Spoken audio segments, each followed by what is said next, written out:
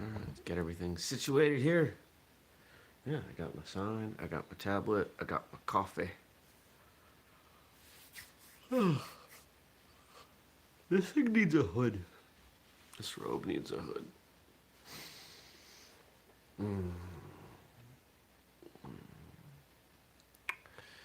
And 3, 2, 1. Good morning, everybody, and welcome. Today is Friday. Woo! July 26th, 2019. My name is Jeremy, and this is my first cup of coffee.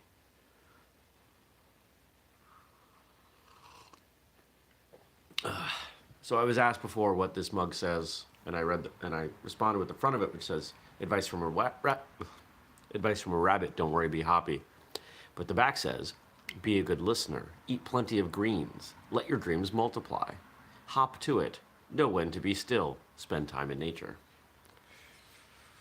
And for those of you that don't know, I used to have a pet rabbit.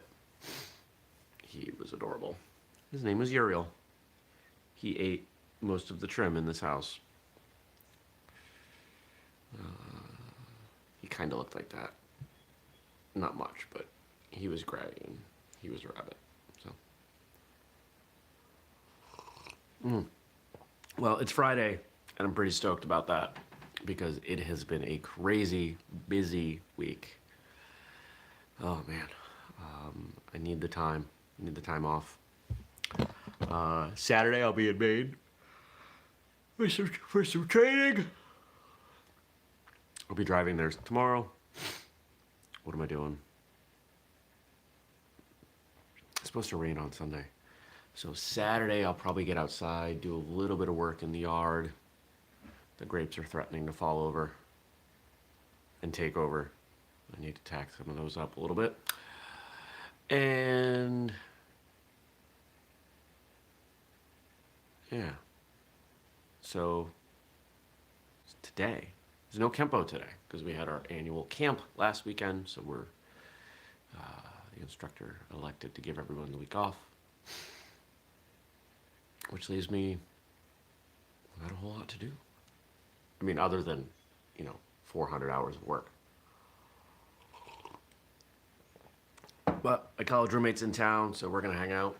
And yeah, I'm sure I'll find some socialization this weekend, this evening, I mean. But we got some questions. If you want to ask me some questions, drop them below. I'll answer them on the next episode. And I really like that that's what this show has turned into, is, I give you a little bit of what's going on in my life. I drink some coffee, but I answer your questions. It's easier for me than to make up stuff. And it's,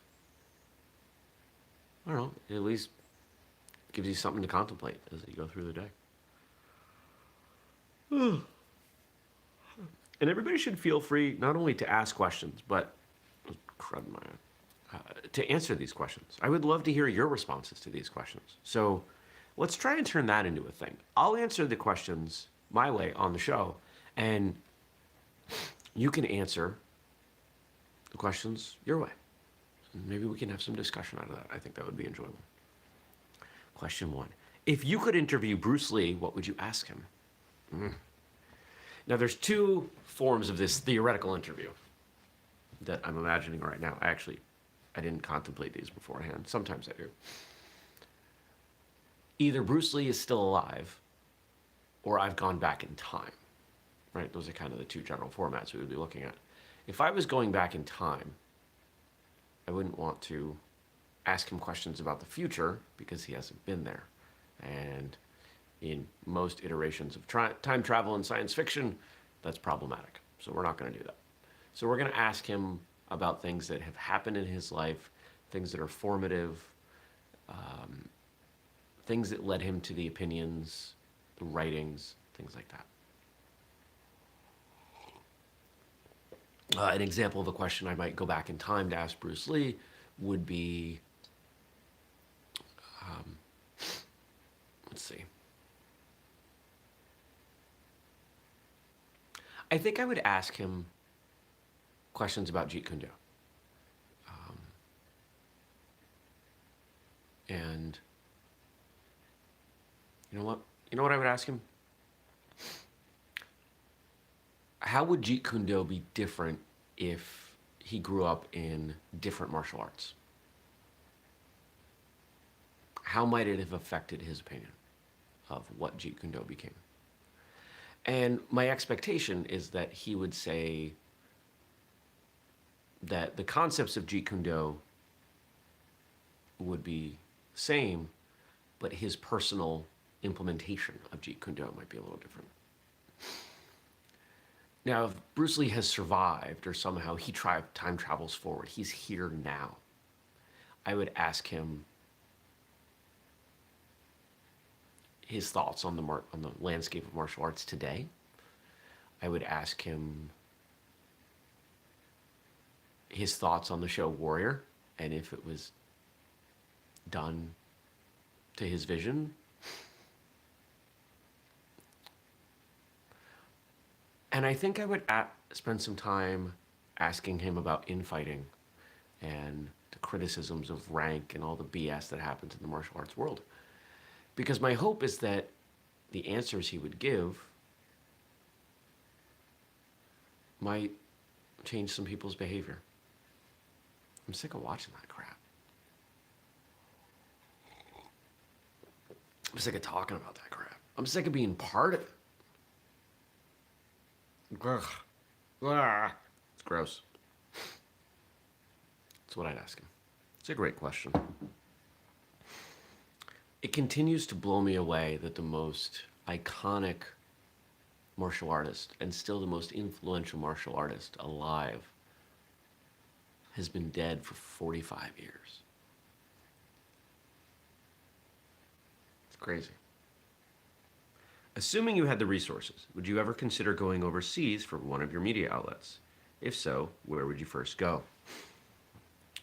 So I suppose that question is saying, you know, if it wasn't cost prohibitive, would you travel for Martial Journal or for Martial Arts Radio? Yeah, absolutely. Totally would.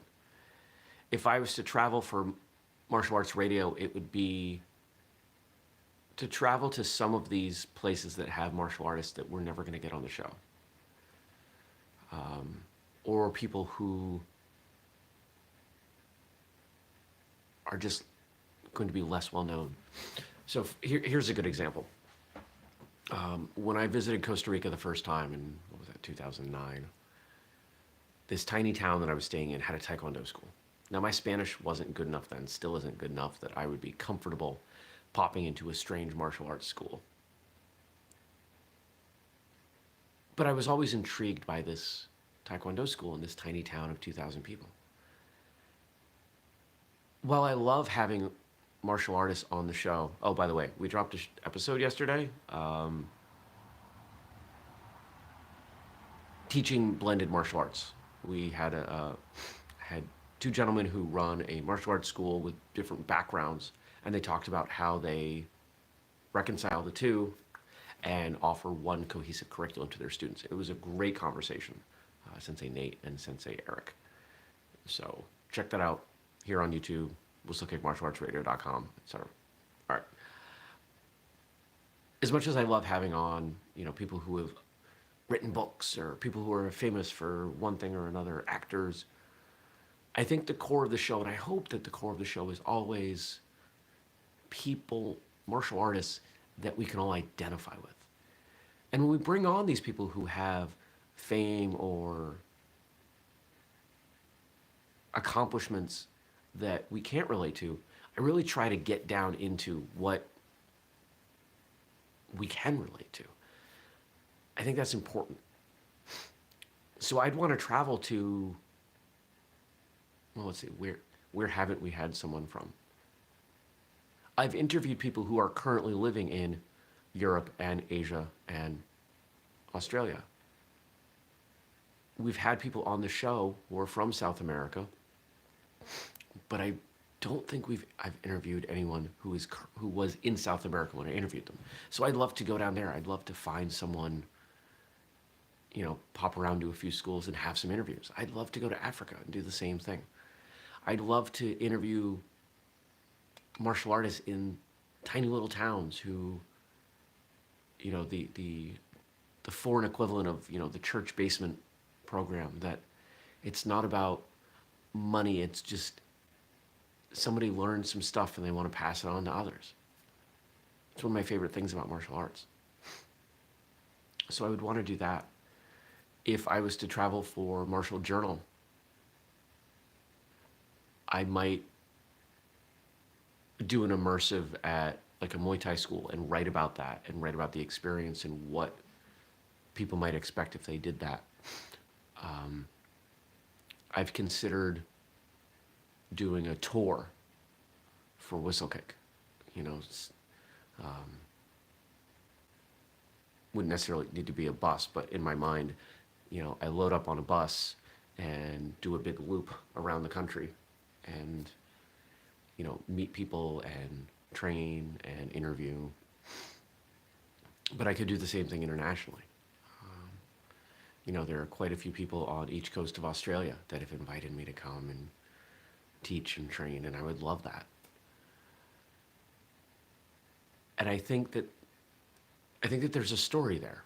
I don't know what it is, but my gut tells me that in traveling internationally for martial arts and meeting other martial artists and really spending some time training at different martial arts schools with different styles, different people in different countries, that there would be some threads of similarity that would be interesting to write about, and there would also be some differences that I think people might find interesting. I don't know what they are because I haven't experienced it, but I think that would be cool. I've actually never trained outside of the US. Is that true? I've never trained outside of the US other than doing a little bit on my own.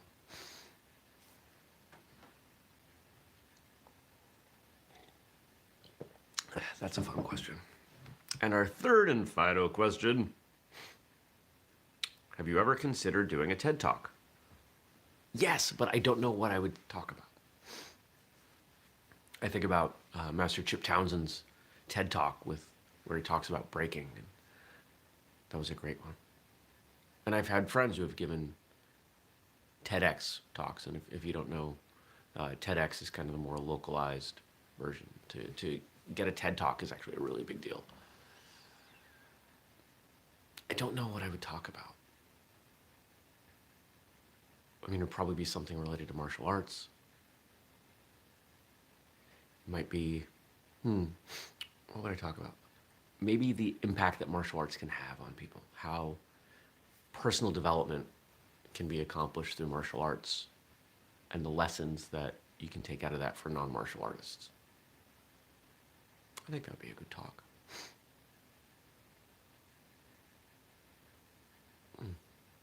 Good questions today. You guys got me thinking. It's a good thing I woke up a little earlier. I woke up a little earlier just to make sure my brain was right for the show, because I felt like pretty much all week I was for the whole show. I wanted to give you a better episode. All right. So I'll give you your homework in a second. Let's close out. Let's give let's give kind of the closing details here. All right, things you got to know. I want you to subscribe to the show. I want you to turn on notifications so you can get notified when we do the show. When do we do the show? Every weekday morning, 6:30 a.m. Eastern. It's exclusively here on YouTube. It's the only place you can watch it. But you can listen to it later as a podcast. If you haven't subscribed to the podcast, please do. Help us grow those numbers. Honestly, I'd like to see a little bit of money come in from this show. I don't want to take sponsors for this show. The show's weird. It's silly. But if we can grow the show and I can make a few bucks, then I can, I don't know, buy different coffee mugs. I've no desire to really profit on this show.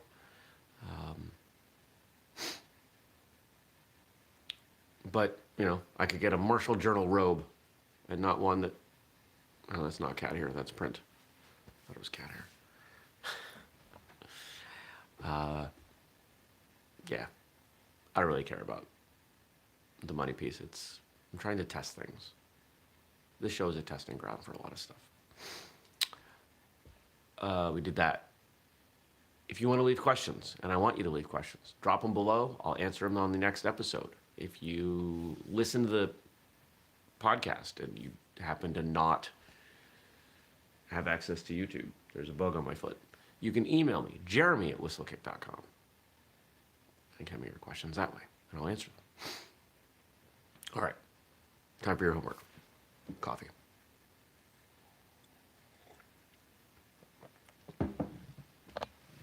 I really like this idea of a TED Talk. And I believe strongly that we all have some area of expertise.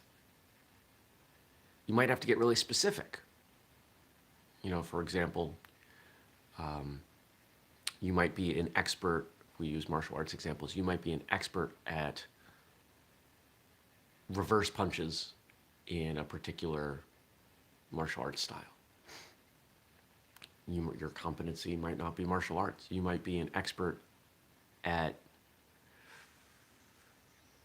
lawn care. I'm looking outside. My train of thought's rather transparent this morning. But we all have an area of competency and expertise. How would you take your area of expertise and turn that into a TED Talk? What would you talk about for 10 minutes that would be both interesting, educational, and entertaining? I know that's 3 things, not 2. How would you leverage that? Say you didn't have a choice. You just dropped on the spot. I want you to consider that today. What would your TED Talk be about? And if you're willing to share, drop it below. Tell me, what would your TED Talk be about? I'd love to know. I hope you have a great day, great weekend. Do something fun, and do something that moves your life forward. Maybe there's something that's both. Even better. Take care, and I'll see you back here on Monday. Peace.